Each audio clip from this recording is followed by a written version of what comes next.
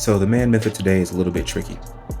You are able to change your mind, but you need to make sure that you're standing on what you're saying. Okay. When you make decisions, you want to make decisions with the best information that you have available. Make sure that you run it through not only your mind, but your heart.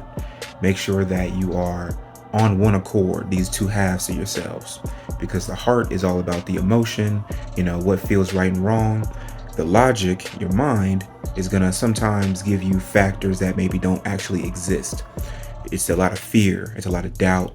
It's trying to protect you from making bad decisions. Okay. But you need to run whatever decision you're trying to make through both of these filters. And if they're on one accord, that's the right decision to make. And understand, sometimes it's going to take some time for you to figure out, is this the right decision? Did I go down the right path?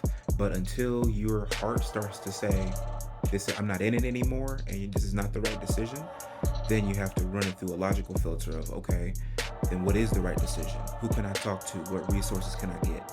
How can I better put myself on the right path and start to change my trajectory a little bit so that I'm making sure I'm hitting my target? So you have to stand on what you're saying, but then you also have to remember that you are allowed to make pivots and be flexible. Fight your fight.